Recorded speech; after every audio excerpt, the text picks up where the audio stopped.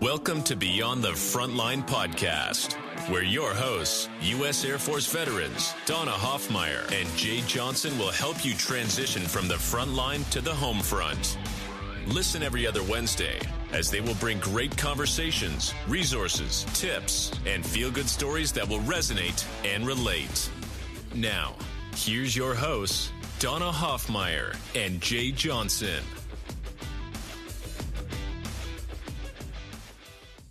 Hey everyone, welcome back to Beyond the Frontline. It's me, Donna, and I am here with my co-host, partner in crime, friend, brother from another mother. Hello, mother. Hello, father. That's what I thought of too. See, we share a brain too. Welcome all of you guys. We're so glad you're listening. I apparently cannot talk today, so it might be an interesting episode, but welcome back, and we're glad sharing time and space with you. And Jay, what is going on? You did a couple podcast episodes that won't be released yet for, a few months down the road probably, but I was under the weather and I'm back on my feet. Still got a little bit of a nagging cough. Hopefully that doesn't bleed into today, but I'm good.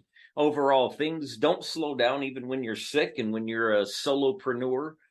And you wear all the hats in the organization, man, you got to buck up. So Amen. I have to remind myself of that. And you know what? Not only because you asked and I went there. I don't know why I've gone there, but I tell people what drives me every day is I think about me going out into the world. There may be someone I'm supposed to meet that day, and I'm the one that holds the key, right? Something I say, some way I serve them is going to unlock a door and free them from something they've been locked behind. And if I don't get my six, as we would say in the military, out of bed and just pony up, despite what's going on in my life, then I'm not there for someone. And that motivates me to get up. So that's what I'm doing. I've been down, but not out. And I've still been in the fight. You were down, then you went out, and then where did you go? So I had a trip planned to Florida. My girlfriend and I, we were going to go to Panama City Beach, Florida. We were going to go up to Nashville, and after me coming out of the sickness, I didn't feel like I could endure that kind of car ride. So on a whim, she said, why don't we just shorten it? Why don't we just go to a football game in Oklahoma? Because that's my home state, home team. And so this past weekend, we went up and watched a college football game, had a good time. There's nothing like a college football environment in my humble opinion. Saw the pictures. You were riding hovercraft. Scooters. Yeah, we rented those scooters. Yeah, it was fun. I'm still a kid at heart, Donna, even in my mid-50s. You are. I agree. How about you? All I can say is that I'm back in high school. I know the kids are back, and it's all their extracurriculars, and it's freshman year has started out at breakneck speed. Mm-hmm. It has been this project, that project, marching band, another project, and so my poor child, who we call him our Ferdinand, because he would be very happy sitting under a tree, smelling flowers, and having somebody feed him grapes. I mean, he's just that very sweet. Yeah, well, he'd like to do that full time. If there's a job opening, that's your guy right there. Yeah. And so I will give him credit. And I don't know, for the audience, just so you know, my son has ADHD, and it's a challenge with getting things organized and in order and whatnot. And so freshman year comes out, and all you have to be is organized. And I'll tell you, he has hit it as hard as he could, and he's been doing a great job. So he came home from band, and he's like, Mom, I have a speech due tomorrow. I've written like 2 sentences. And I said, well, what's your game plan? Hope that nobody calls on me tomorrow, and I have to do it Monday, and I'll write it in class. I'm like, that's not going to work. Yeah. So we kind of sorted out between last night and this morning, but he is like zombie boy going to school. So I can relate to him in this regard. I have training due for a Fortune 100 company in a week and a half, and I am in brain lock. That's a week and a half. It's just not coming out. I know, it's just not. So later after we record this episode today, I'm getting on a call with another fellow trainer coach, and we're going to brainstorm, see if we can't get this thing percolating, because we all face it, I guess. That's what I'm saying. Well, you do, right? It's what life is about. And so we don't all have the skills, but I'm pumped. Wow, setting the stage. But you know what? Not just that, it sets the stage well too, because who you've invited in as a guest today is a really busy dude. Yes. And so I know he can relate to everything we're saying. Yeah. So it does set the stage. When I was talking about skills, like we don't all have all the skills. That's just why we cannot all function independently. There is no one person that's 100%, even if they think they are. I have to rely on others. You have to. I know. Even as high test as you are, right? You still need to rely on others. No doubt. Sorry, keeps your schedule straight. She does. She keeps me squared away. So, having said that, right? The cool thing is, and I learned this when I was in the military, that the DOD actually has this pretty awesome program called SkillBridge. And so SkillBridge is really what exactly it said, the skill bridge. We're bridging the skills. So they allow you 6 months before you are separating from the military to actually go like intern. And I'm not going to get in those details because that's going to be for our guests to do. But I actually started down the path. The downside, it is commander's approval. My commander felt that they could not let me go at that time, and I wasn't able to complete the program. But I did actually work with Jose. As a matter of fact, I still have emails from him. I saw them a little while ago, from a long, long time ago. That's awesome. So let me introduce this awesome, awesome man. Jose Ontiveros is the Skillbridge Manager Co-Chair of the Workforce and Transition Alliance for Joint Base San Antonio. He is a 20-year Air Force career veteran. He was an F-16 aircraft mechanic and supply technician. And during that time, near the end, he found his passion for social services while concluding up his military service in the Military and Family Readiness Center, while providing support to families of deployed service members. Then he joined Joint Base San Antonio in 2016. Launching then what was called Career Skills Program, which has since been largely renamed SkillBridge. And he holds a master's degree in business administration and a bachelor's degree in business management for the University of Arizona Global Campus. I like it a lot. I'm excited for this one. Me too. Jose, welcome. Hi, thanks for having me. Really excited to be here.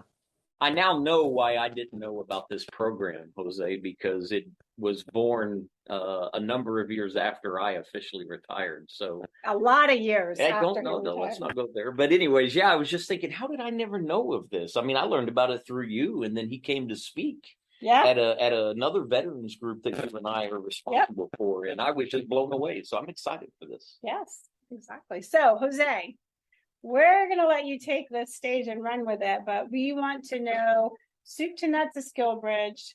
And we've heard you speak already. And so we know your stuff. We know you know your stuff. And so we're just going to kind of stay out of it. And I just want you to go from as you were leaving the military, how you got into SkillBridge, how the program started, and your All right. Thanks. So you kind of gave a nice little summary there of my career, especially the tail end. Happened to find my way into a special duty in the Military and Family Readiness Center, and I had never done anything like that before in my career. So switching my focus from aircraft or logistics being the mission to now people being the mission, it was a really great segue into what I ended up doing after I got out. Really had no intention of continuing down that path, although I did enjoy the work. What I didn't realize is that all that time I was working in the Military and Family Readiness Center, there were other people that were observing my performance, my work ethic. I just really had no idea. They were basically admiring from afar. I retired at the end of 2014. Close to the end of 2015, I came across a gentleman who was one of those casual observers at a function, and he asked, what I was up to. Hey, what are you doing? How are things? How's life? How's retirement? So I told him, well, I'm finishing up my degree, and not really sure what's next. He said, well, I'll tell you what, I've got this position that's coming open. I want you to go in and apply for it, and I think you'd be perfect for it. I was like, well, what is it? He tells me, well, we'll tell you on day one. We'll get into all those details when you show up on your first day. Oh, wow. So, you think playful banter, and you're like, oh, yeah, okay, all right, thanks. I took the job number. I went and I applied because I was very intrigued that I thought highly of him as well. So I was intrigued that he had me in mind for this. So I apply. most times in that federal job process, it can be lengthy. You can go long spans of weeks, months, and not hear anything. It was literally like 4 days. And I got a call from the civilian personnel office, and they were like, "Hey, can you come in Monday and start?" I thought, wow, this is really quick. Yeah, I'd love to. I'll be there. So I show up, and it's the gentleman who basically offered me the job and his supervisor.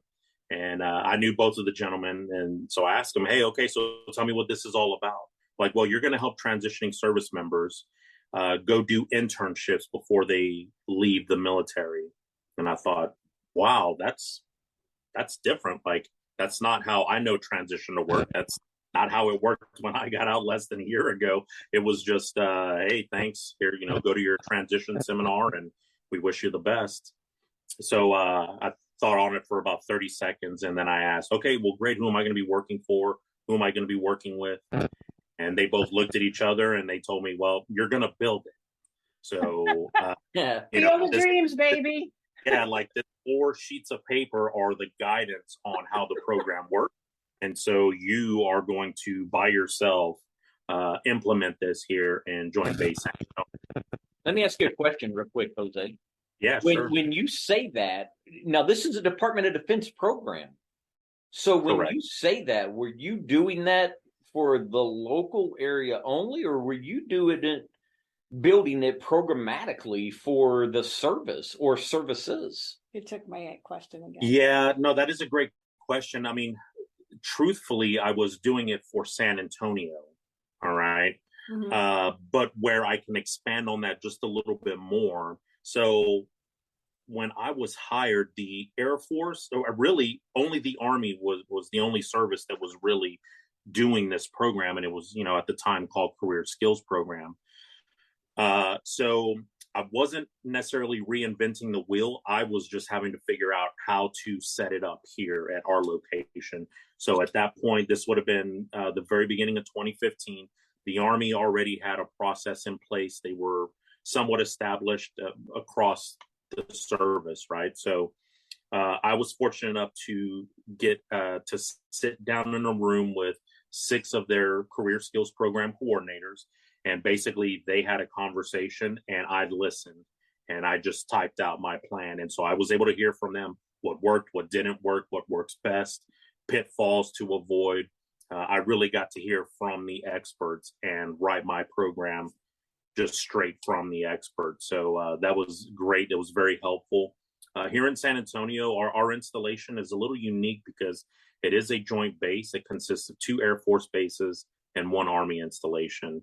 We are an Air Force-led joint base, which means all of the supporting functions, all of the infrastructure, everything is run by the Air Force. Well, that creates a unique scenario because one of these installations was previously run by the Army. So the reason we were able to bring this career skills program to Joint Base San Antonio, as I said at the time, the Air Force wasn't on board with that initiative. Was because a gap was identified in services being offered to soldiers. Someone said, "Hey, all these other Army bases have a career skills program, but we don't have it." That was where the conversation trickled down to the gentleman I ran into at that event. And, he felt I was going to be the person to help, stand this all up. So when I was standing it up primarily for the soldiers in San Antonio. I'm not really a bookworm, but I am very technical. I like to get into, the guidance and the regulations and read all the shalls, wills, musts. And as I was reading through the Army regulation, I found this great blurb that said, if at a joint base, this program can be utilized by all services, and a light bulb went off. And so I basically told my boss, "Hey, I'm not building an Army career skills program here in San Antonio. I'm just building a career skills program." She liked that. She read to make sure I wasn't misreading that reg. We both read the same thing. And so we opened the doors to everybody, although, the focus was primarily soldiers. But it was great because I was able to get folks into this program and able to help them transition successfully before, their service necessarily came on board. It wasn't long after that. maybe about a year after I came on board, the Air Force officially came on board, and then, the other services trickled in as well. So it's been a great adventure. It was a great adventure, kind of going through that little journey from leaving the service to now giving back and helping extend a hand out to those and help them get to where I'm at. Give me numbers. What to this date? What are your numbers? Yeah, so the numbers here in San Antonio alone. So as I mentioned, we really started this back in 2015. We've put about 2,700 service members, so that's all branches, through our career skills program, or as I'm going to call it here on out, Skillbridge. And so out of those folks, we have a 99% completion rate, wow, 98% job offer rate, and a 95% acceptance rate. So, basically what that means is, anybody that we bring and put into this program, they are transitioning successfully. One of the key factors in that is that I'm not a placement coach, so I've never had any pressure from leadership to, you need to fill this many seats, you need to get this many people in this program. I never had any of that, because building the program myself, I was able to tell them, listen, that you're going to ruin this program if you start focusing on how many people you put in. Let's focus on the outcomes. I'm willing to take smaller numbers up front if I can help get them into the right situations to where they're going to land and be working. Then the program will build itself, right? The success will speak for itself. You'll get more buy-in from other service members as well as commanders. And then, our number, it will do what it's supposed to do if you take care of business the right way in the beginning. That's impressive. And anybody that's been in any length in the military know that is a hard sell, because it absolutely numbers all the time. I want to dig a little deeper on numbers real quick, Jose. Yeah. You may or may not be equipped to answer that right now, and that's fine. If you can't, maybe you can get it to us later. We'll post it in notes. What's the officer to enlisted breakout of those that participate? Because as our listeners are hearing this, and Donna kind of teed it up and said that she flirted with this early on, what do those numbers look like? Yeah, so officer to enlisted, it's probably around 25 to 75. So 25% are going to be officers, 75% are going to be enlisted. And that's just the nature of the force structure in and of itself, right? There's less leaders than there are on the enlisted side. So, and it plays out pretty evenly. I would say that if we start to break that down a little bit more, on the enlisted side, here in San Antonio, I have more senior folks that use this program. And the reason for that is not because the junior folks aren't interested. It's that here in San Antonio, we are a training mission, right? So a majority of our young folks that come here are transient and they're just beginning their military career. San Antonio is the home of Air Force basic training. It's also the home of all military medical training. So a lot of the young folks we have here are coming here to start their careers and then they're moving on. We do have, obviously, we're going to have that younger population. But another thing that we have going here in San Antonio is we're very headquarter focused. So we have a lot of, headquarters, numbered air forces, if you're familiar with how the Air Force structures things. So I believe the last breakdown I saw, we have like 13 generals here in San Antonio alone. So, yeah, so that is a large amount of headquarters and support staff that support that level of command. And there's not very many junior folks in those, in those organizations, maybe a handful. So, basically, we're very top heavy here in San Antonio. Real quick on those numbers again, Jose, and then I would really love to hear you kind of talk about what the process looks like from the time somebody decides that they're transitioning. And just to clarify too, transition doesn't mean retire. It literally means somebody leaving the service, true? Correct. And so I can speak a little bit to that as well. That's going to look different at every installation. But again, I'm the San Antonio guy. So here about 60% of my folks retire, meaning they've served at least 20 years and they have a vesting retirement that will be coming their way. The other 40% served, 1, 2, maybe 3 tours, and they've decided to pivot and go back out into the civilian workforce. Okay. When you said the majority of the 75% of them approximately are enlisted, and you said a lot of those are senior leaders in the enlisted ranks. So are we talking E7 and above primarily, or? E7 is the number one. That is the largest category of participant for sure. Yeah. That doesn't really surprise me. Right. And when you think about how the leadership structure is broken down, 1% of your enlisted workforce is E9s, 2% is E8s, right? So there's there's fewer of those 2 ranks specifically. And then probably one of the largest, and this, at least in the senior NCO tier, is going to be your E7.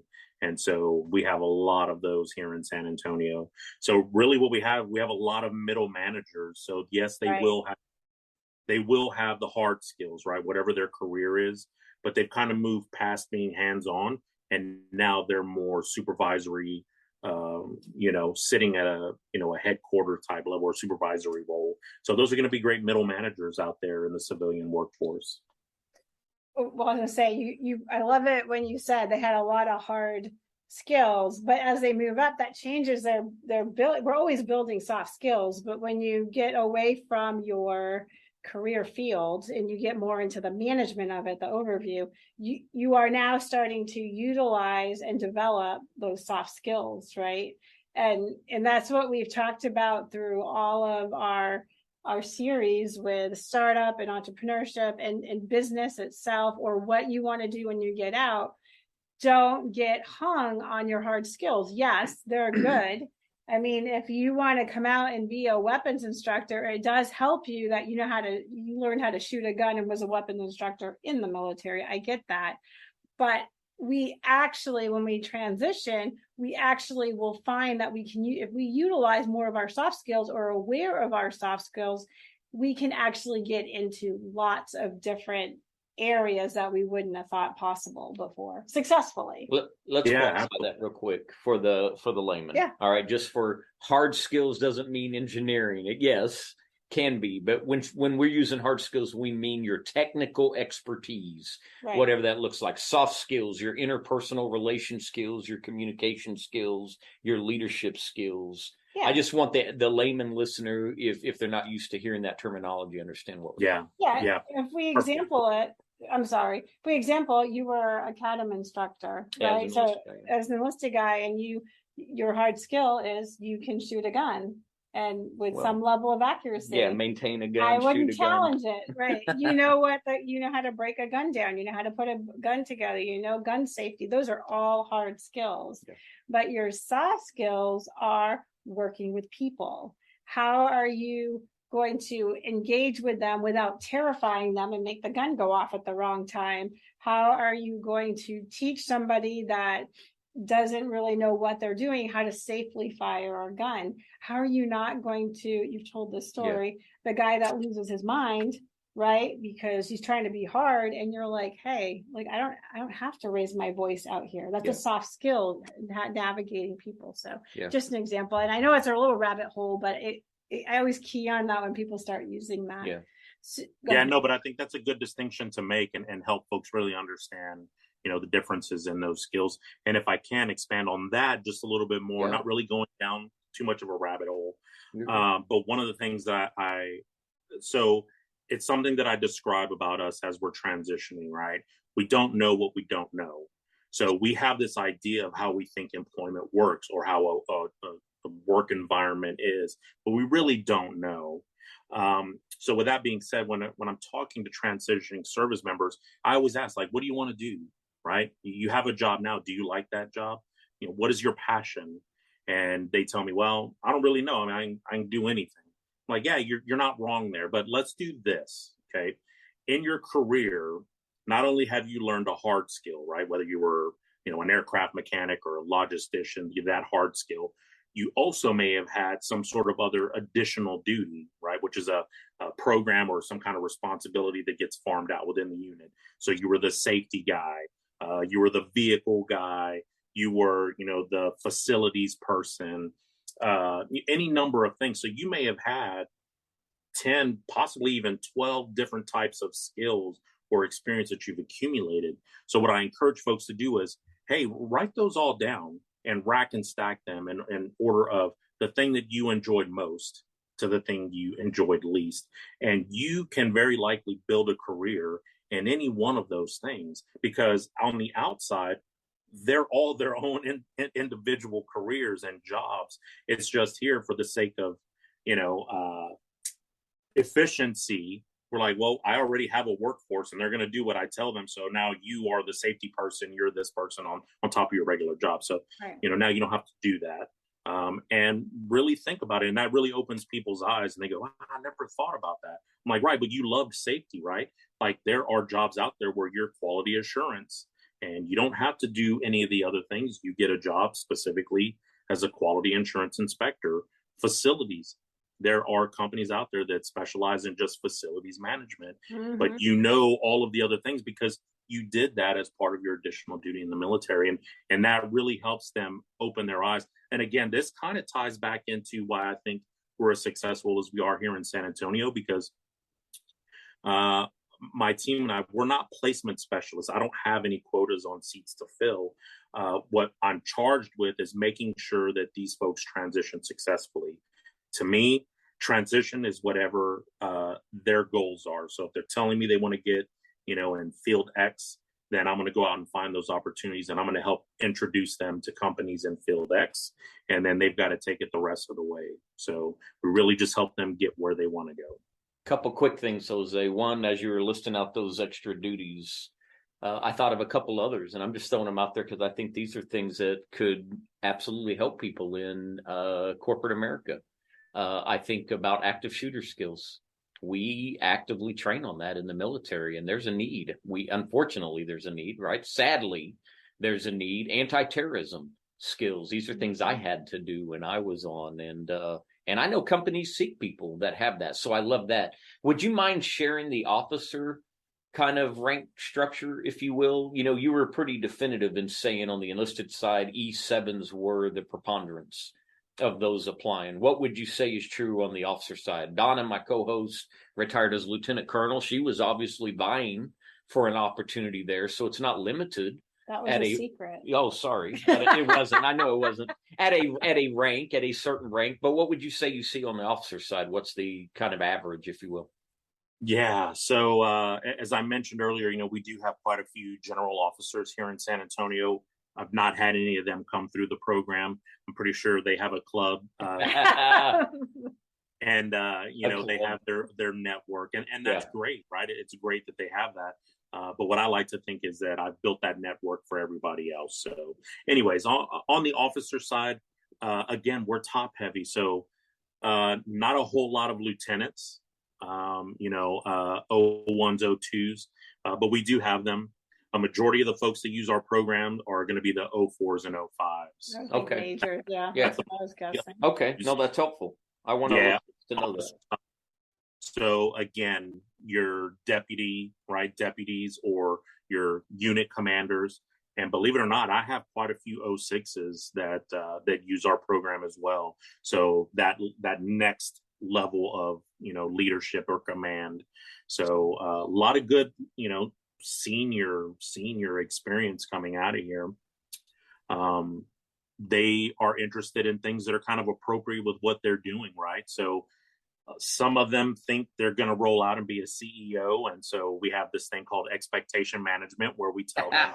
I'm smirking as you say all this because it makes me laugh, because I was just going to say there's two things that they go there for. One, to go get their corporate job as the CEO, CFO, COO of something. Or two, they're like, I am so damn burnt. I want to go do something else. And that's what I was under. I'm all like, oh, yeah. God, And I see both. I see both for sure. So it's that expectation management, helping them understand. Because again, I said, we don't know what we don't know. So when I explain to them, hey, are you familiar with the term military city USA? They're like, yeah, of course. Like, okay, do you really understand what that means? That means there are literally thousands of you and your skill set and your capability all vying for whatever jobs come available here. The market is saturated. Right. The market is saturated in San Antonio. That's a good thing because that means that there are jobs. It's a bad thing if you're wanting six figures. You're not going to get that here in San Antonio unless you're connected and, you have a way in. I can't provide that. But you may have to go elsewhere. You may have to go elsewhere, and SkillBridge allows for that as well. I want to stay on topic right now, but folks can travel for SkillBridge, so they don't have to just stay here in San Antonio. In fact, about 20% of the folks that use our SkillBridge program here in San Antonio come from other locations, and they come from around the world, from Europe, Asia, from other states all around, all across the United States. They're coming here. I like to think it's because we built a great program, but if I'm really being honest, it's because they have some kind of tie or connection back here to San Antonio, or because of that the market that we have here. It's very veteran friendly. Let's talk process. So let's say I'm active duty right now, regardless of rank, which side of the line I fall on. A year out, I hit the button that says I'm applying for retirement, have been approved for retirement, or I know I'm not going to renew at the end of whatever my current commitment is. So where does an individual go to begin the process, Jose? So regardless of where the service member may be assigned, they're going to look for their SkillBridge or Career Skills Program office.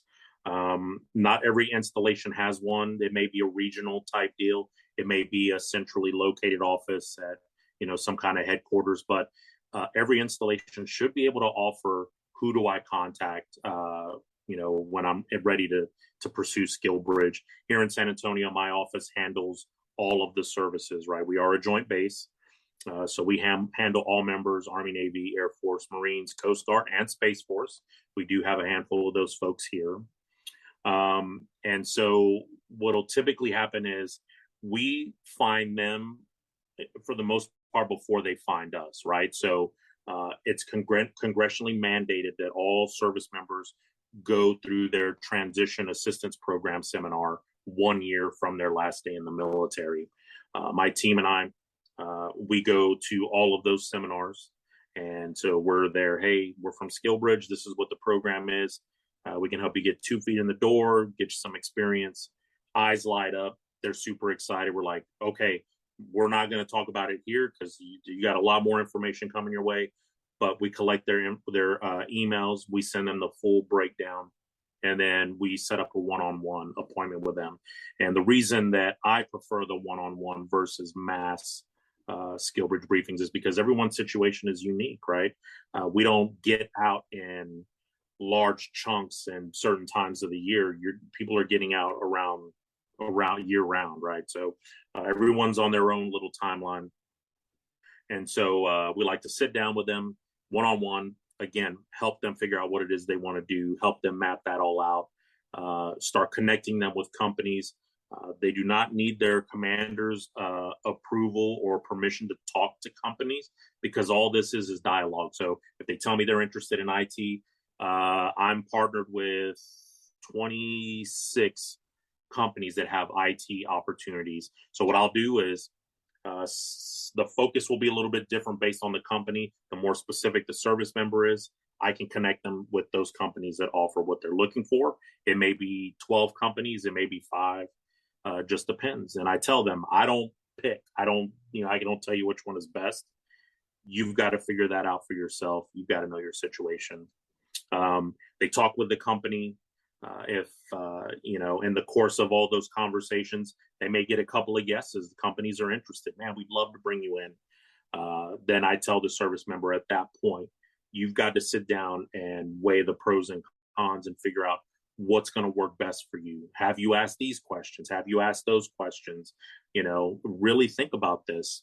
And then, once they do that, they tell me, Jose, okay, I'm going to go with, company X. All right, great. So here's what we're going to do next. It's the application piece.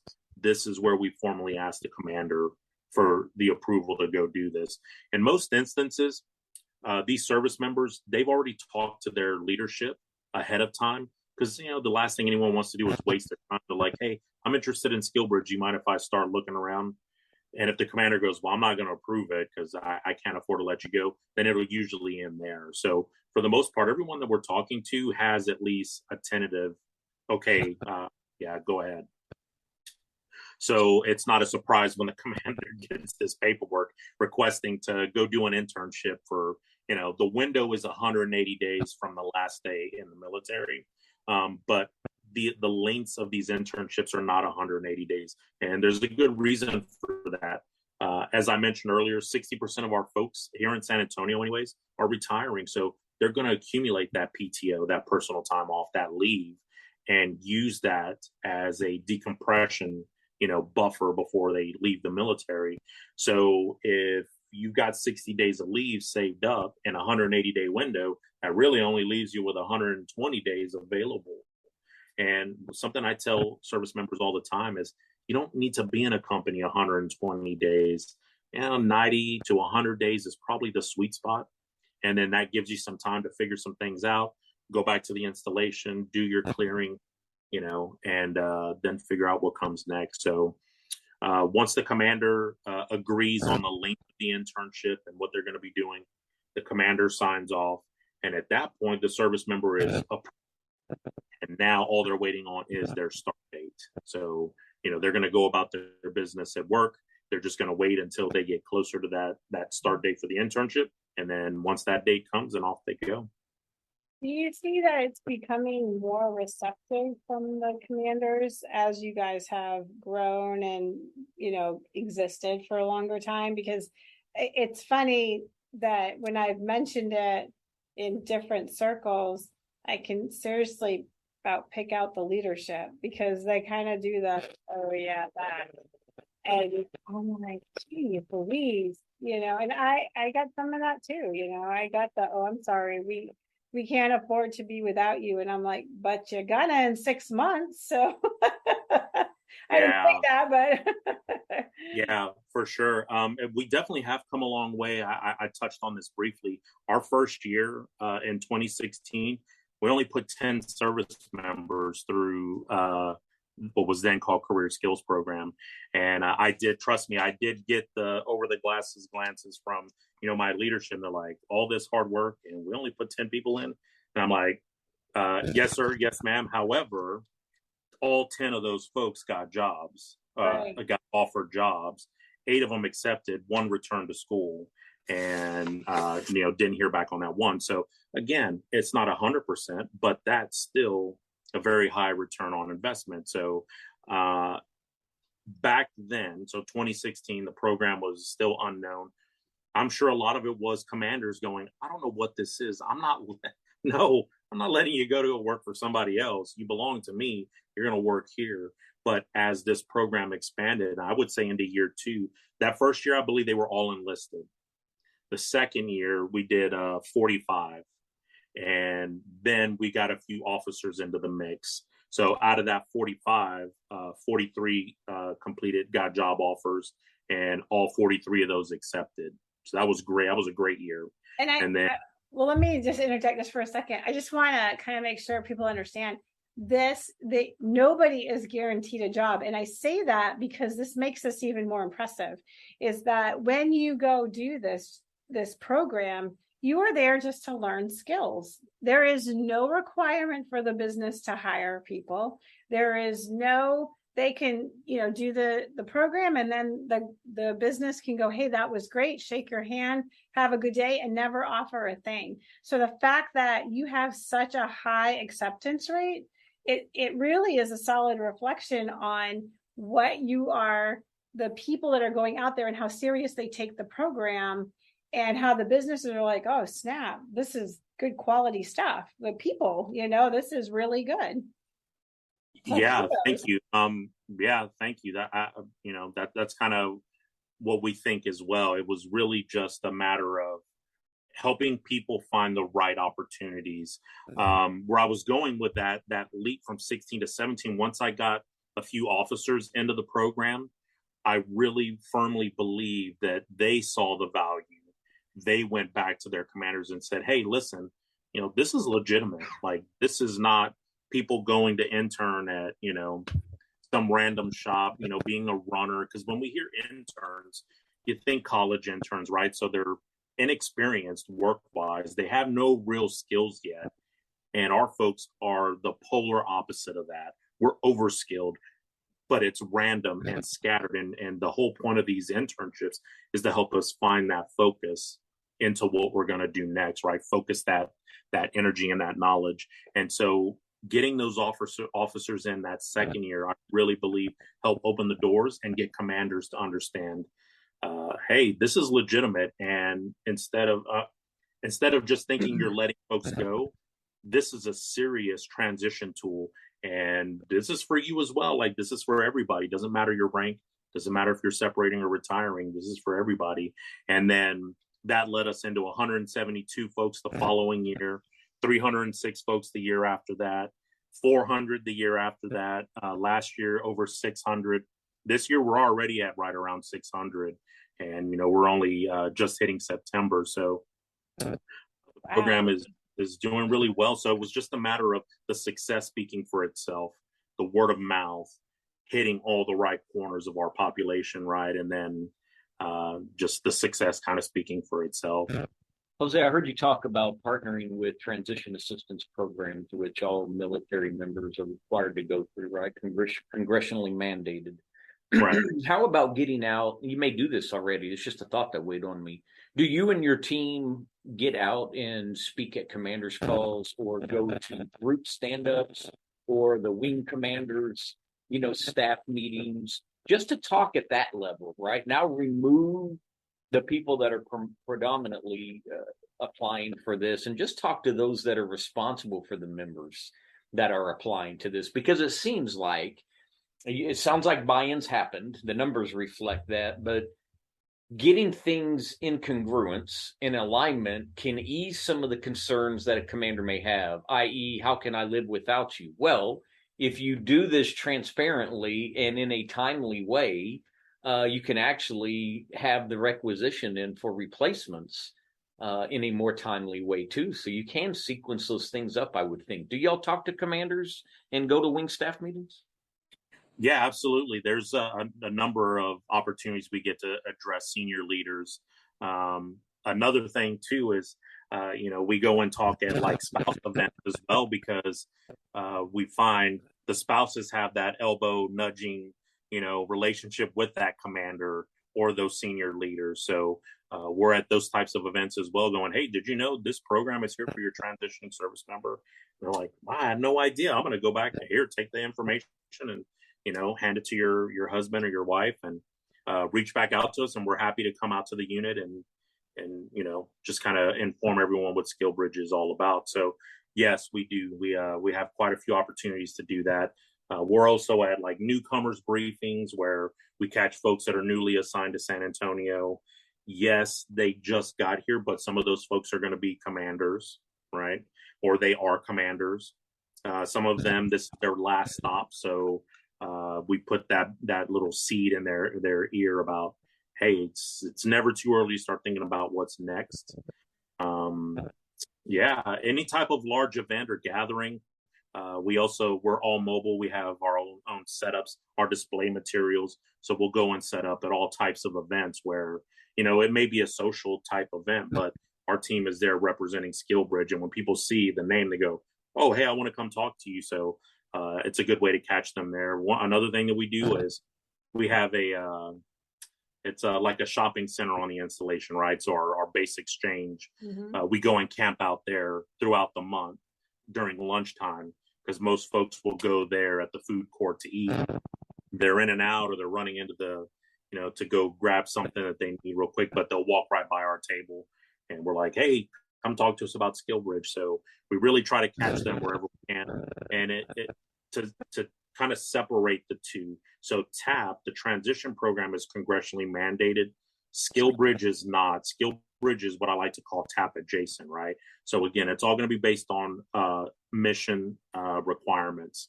So if that commander just cannot support letting one or two or three folks go do this, Unfortunately, there's no like next higher authority or appeals. There's no appeals process, right? Can't go to the next higher commander and try to ask. It's delegated down there, and I think that that's at the right place, right? Because that commander is responsible for ensuring that their mission is successful.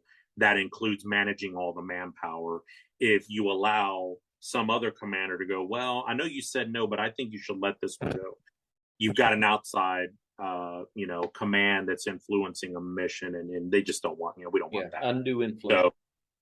So that's kind of a one downside, is that not everybody gets a yes. Not everybody's allowed to participate, and that does hurt, especially if you're looking at a buddy that is in another unit and they're just letting people go left and right. But that's kind of the nature of the military, right? Some missions can support and some can't. Well, yes, and I'm going to put a little bit on the leadership. Leadership really has to look at what they can and can't support, because I know sometimes it's more like numbers game. Oh, I can't have people gone. Well, okay, you as a leader, what can you do? Do you have people that can share the load? What can you break down exactly what they're doing? Can you truly not live without them? Truly? Because when you push that a little, then you come to find out, well, if they're not there, then I'm going to have to pick up something. Okay, well, welcome to leadership, So that's just my 2 cents, whatever it's worth. Let me ask you this question. What about the business side of it? So you came out and spoke to our veterans breakfast because a lot of them own their own businesses. Many of them, my goodness, majority of them own their own businesses, some capacity. And the cool thing about SkillBridge is that when you say internship, right, it doesn't have to be at Google or Apple or some big corporate. It can be at a small business, right? If you're thinking of learning a small business, go to a small business. If you're thinking about, I might want to own a franchise, go intern with a franchise, right? Like there's a lot, if you're interested in, I know somebody that went to a horse farm because they were interested in that. And I'm like, well, heck, but there's obviously criteria. There has to be a plan. There has to show that they can't just go willy-nilly in there.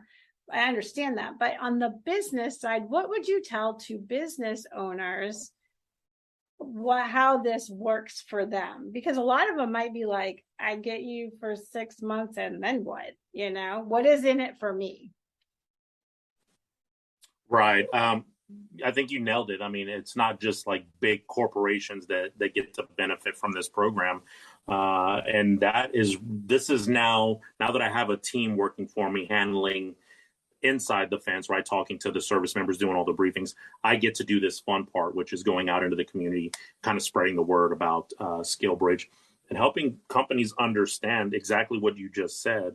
Our folks are interested in doing all kinds of things, whether they're looking and expanding on skill sets they currently use in the military, or they're looking to pivot into a whole new career.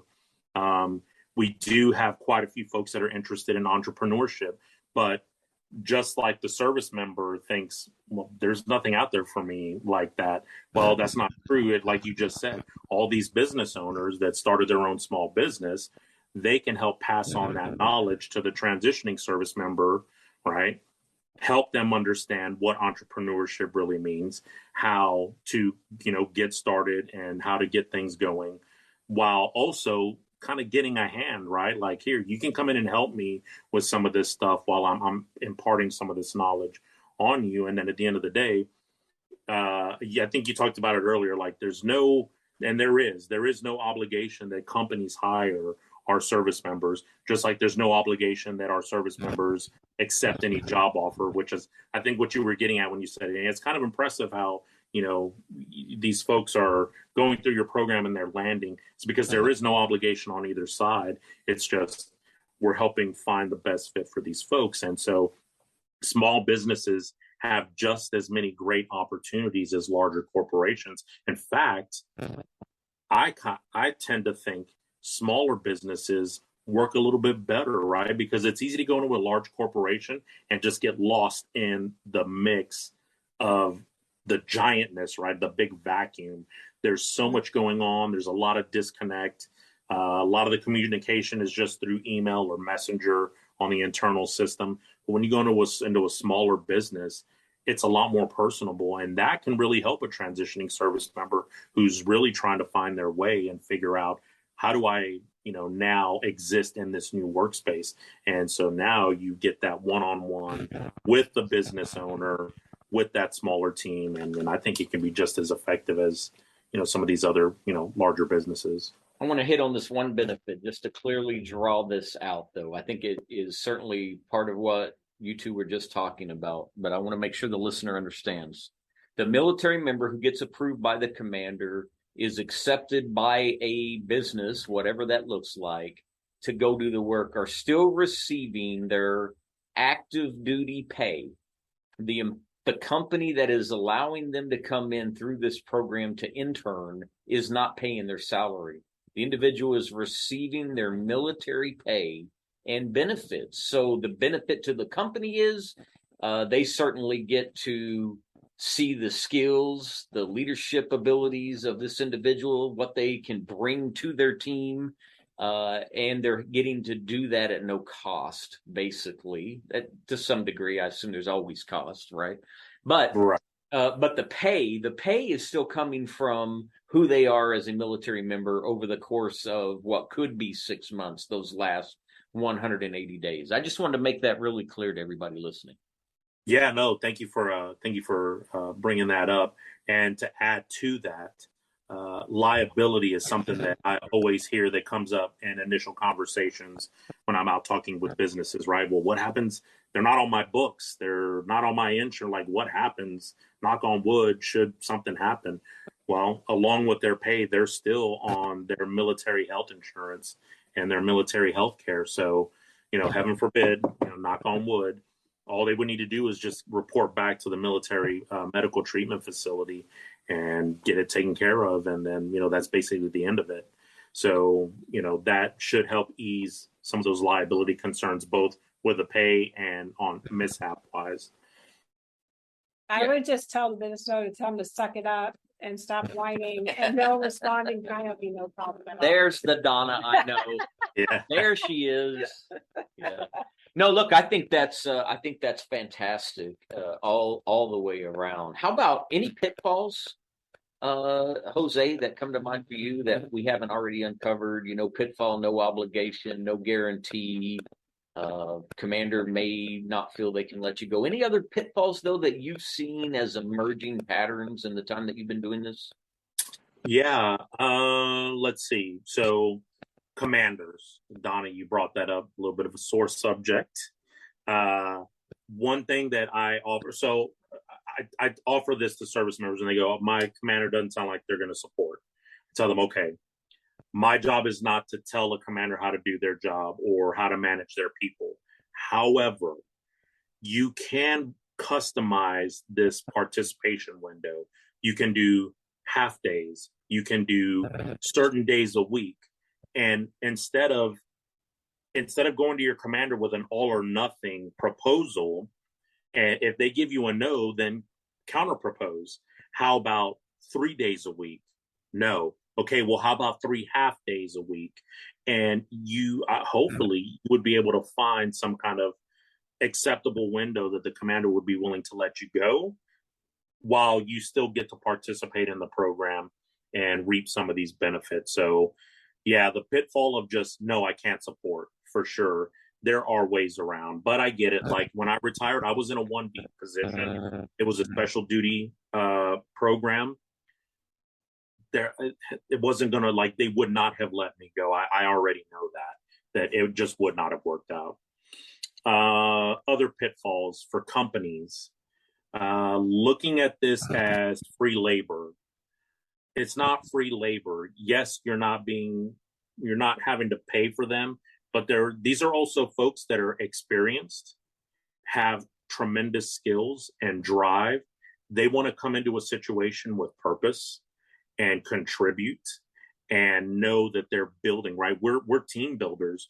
We like to build towards success. So, viewing us as, oh yeah, you're here. Okay, now I just need you to run for this and run for that. And they're a gopher, and that's not really what the program is intended to be. So really think about how you could utilize the skill sets of these folks that are available. Pitfalls for service members.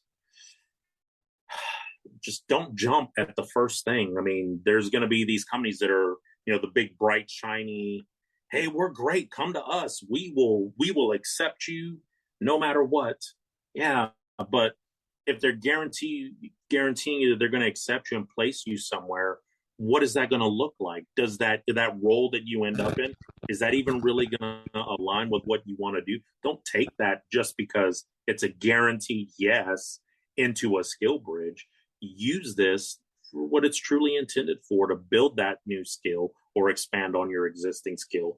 Don't just jump at, something because they offer these promises of, yeah, we'll take you. Well, you said something earlier, and I have a firm belief in this, and I'm just going to paraphrase what you said, but essentially, they have all these skills scattered all over the place, right? And you bring it together, you help work with them and bring it together to laser focus them into where they want to go. And I have always said transitioning service members need a needs assessment.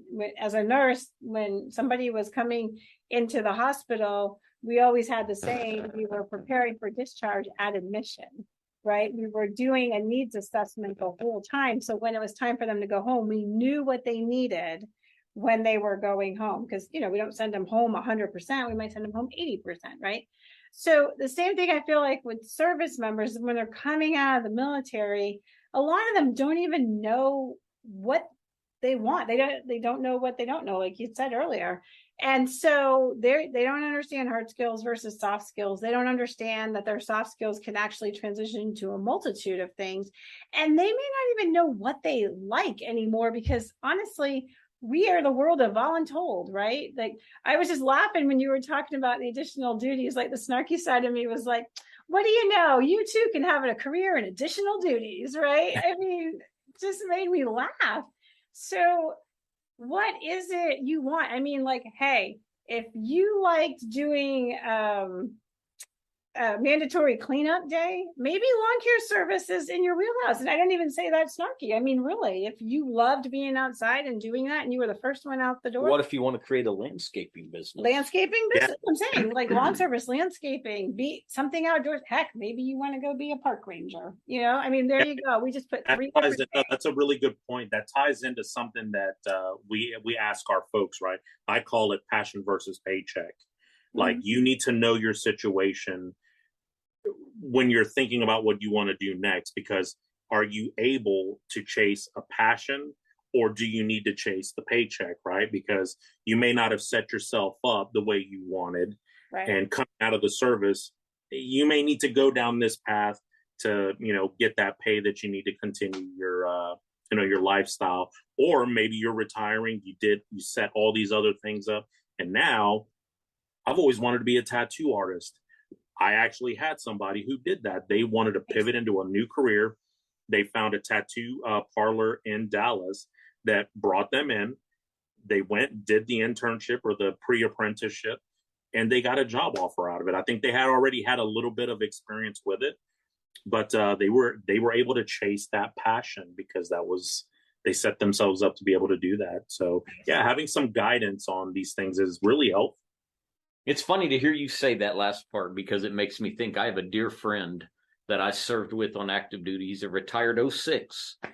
And what does he do for a living today? He is a graphic car design. He wraps vehicles. He gets to tap into his artistic side of himself, and that's what he loves to do. That is his passion. It fuels him. He never felt a calling to go be a CEO of some big company, and he loves every day getting up and going and doing what he does. It's pretty incredible to watch, and I see him post his work out there, and I'm blown away by what I see. Yeah, that's the best feeling for me, is when I see that LinkedIn post after many months down the road, when they're like, man, so excited.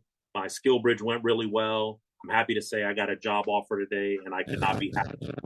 Whether they think SkillBridge or not is irrelevant, because at the end of the day, I helped this person figure out where they wanted to be.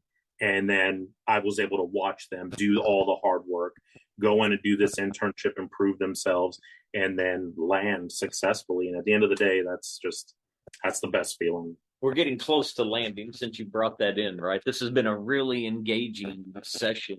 And I have one more question before I turn back to Donna. She may have one too. How about one success story, Jose? What, like, when you look back over your, I guess it's been 6-7 years of doing this now, what's something that, no names, but what's something that just you really recall that was a success story? I have tons of them, but I think one that was probably the most surprising was a sailor, 04 officer, IT background, was very experienced, wasn't really sure that he wanted to stay with it, or just really wasn't sure what he wanted to do. And so, as I always do, I was like, well, look, at least talk to these several companies. They all have viable options for you, but, let's just have a conversation. If you decide you don't want to do it, obviously there's no obligations. So he talks to this one company, he talks to several, and then he calls me one day and he's like, you're not going to believe this. And I was like, what? He's like, this company wants to offer me VP of this IT department. And I was like vice president? He's like, yes. He's like, we had a couple of informal calls. Then I went in and did a formal interview, and they think I'm a good fit for this. So they want me to come in and intern, but basically they're offering me this vice president seat, running this department. And I was like, that is amazing. Like, I love it. He was on the fence. He didn't even really think that he wanted to do this. Maybe he thought he could just go out and find something on his own. Maybe he wasn't even really sure what he wanted to do. So to see that play out was really, really impressive.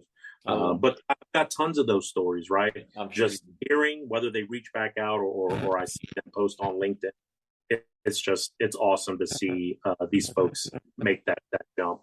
I think you got the coolest job in the world, Jose. Oh, I really do. Yeah. But if I can, since we're close to wrapping up, just real quick, for any companies that might be interested in signing up for this, my recommendation is to register with the Department of Defense. There's a DOD SkillBridge website. It's a 2-part process. It's like a 9-question questionnaire. They'll respond back and send you a link to fill out this memorandum of understanding. Once you fill in the blanks on that and submit it, it takes about 6 to 7 months. I know that's a little lengthy, but once it's done, you're what's considered an approved DOD SkillBridge provider. The benefit in that is that you'll be listed on the SkillBridge website, so service members all around the world will be able to find your organization. But really, the reason why I'm suggesting this is because the Air Force and the Navy changed their policy within the last year or so that sailors and soldiers can only use programs that are listed on the SkillBridge website. Gotcha. So what I don't want is companies to miss out on the talent coming out of the Navy and the Air Force and Space Force. So definitely want to go to DOD to get started. Will you put that link? Did you send that link to us? I don't think I did, but I will. I'll get it sent. Email it, because we'll put it up in our summary. And if you can, if you can do it today, I got to get this out today. Yeah, I'll. But I got one more thing that I wanted to add on the business side of it. And I don't know if we said it. I don't think so. If, God forbid, there is an issue with the service member, and let's just say the energy's not vibing between the two of them, what can the business owner do? Yeah, and that's pretty rare. It is, right. And I know that that's not a standard, but I can't imagine any business owner going, well, like, what if we run into an issue, or we're just not seeing eye to eye, or whatever it is. Right. So again, there's no obligation on the company to fulfill the length of that internship. If it's just not working, what should happen is when the service member gets that approval from their commander, the company's supposed to get a copy of that paperwork. And on that paperwork is their commander's name and contact information.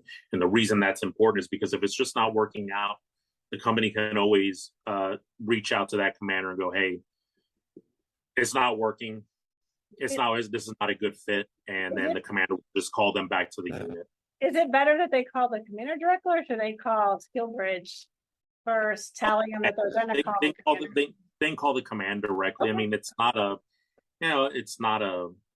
seems like that would be a negative thing, but it's really not. That's why the information is provided on the paperwork. Yeah. Okay. Because the command wants to know as well. Like, sometimes it's not always disciplinary. Like you said, sometimes it's just not a fit.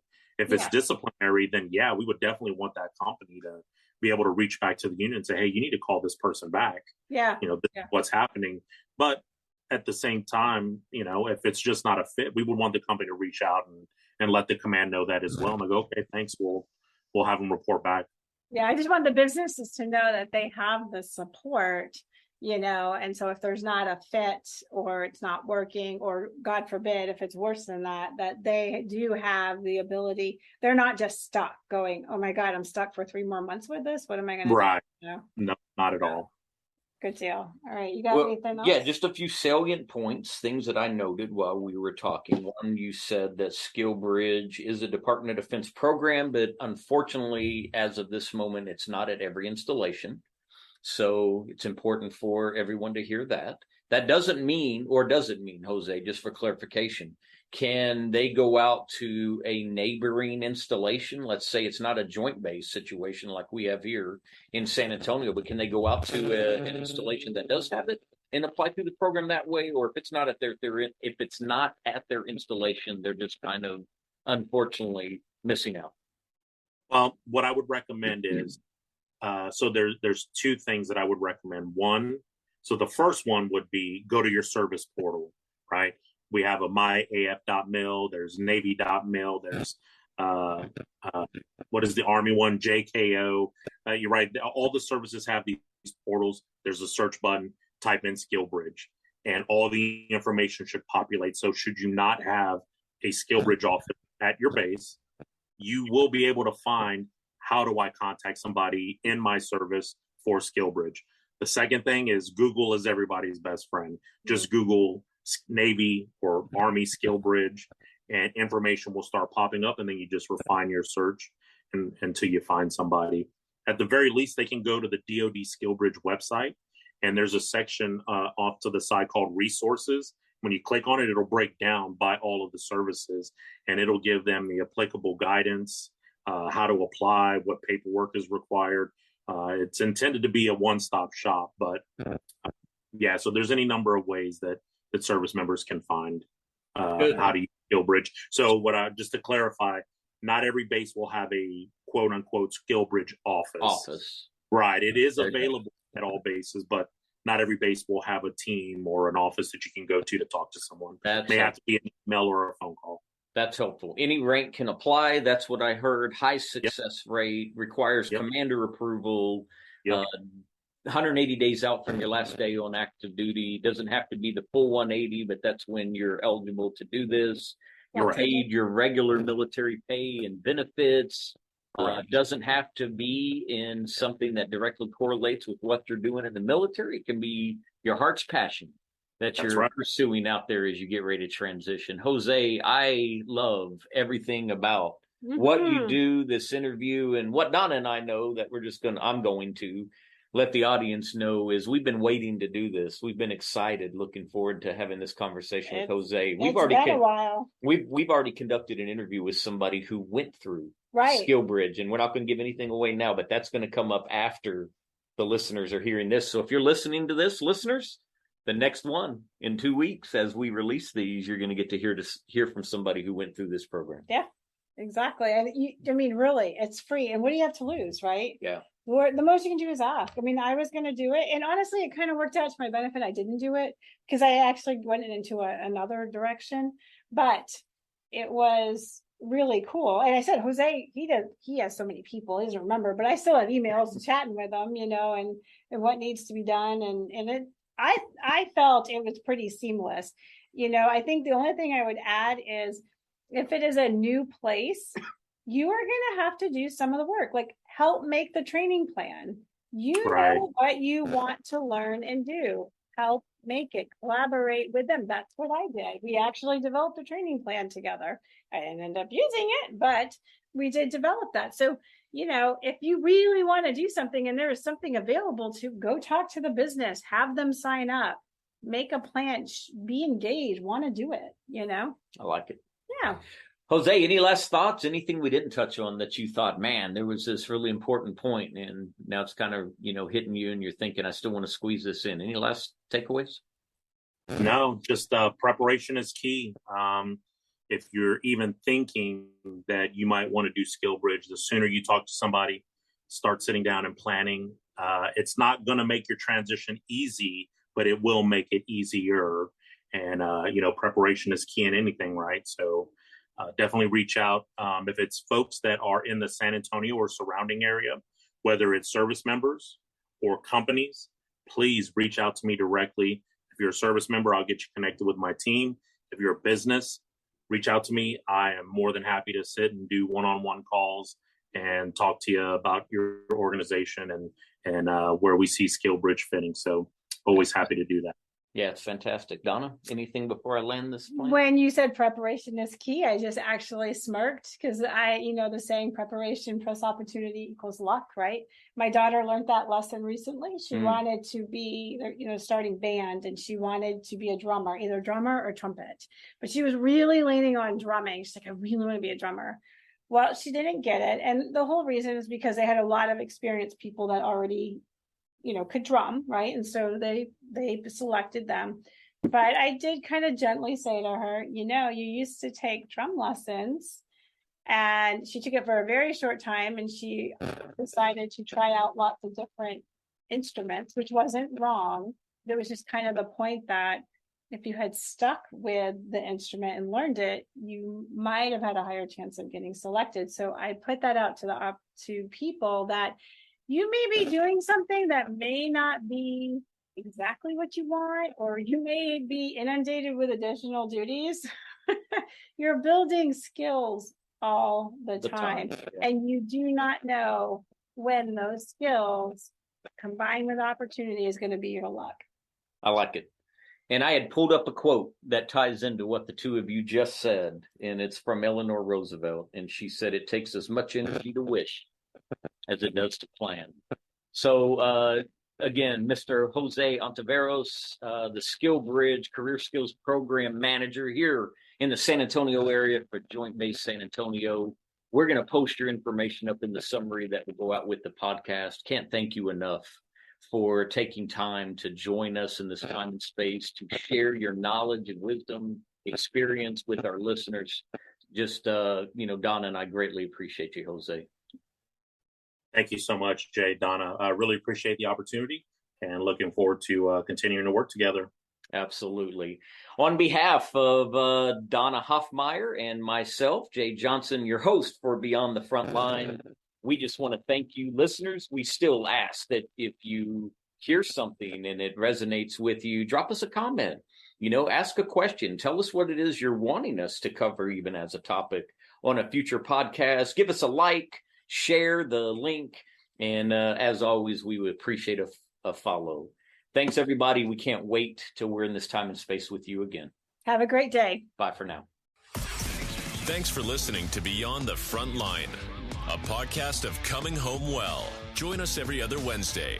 And if you enjoyed this episode, please share it with others, post about it on social media, or leave a rating and review. Follow us on Instagram at ComingHomeWell_BTS or on Twitter at ComingHomeWell. Thanks again. And until all are home and all are well.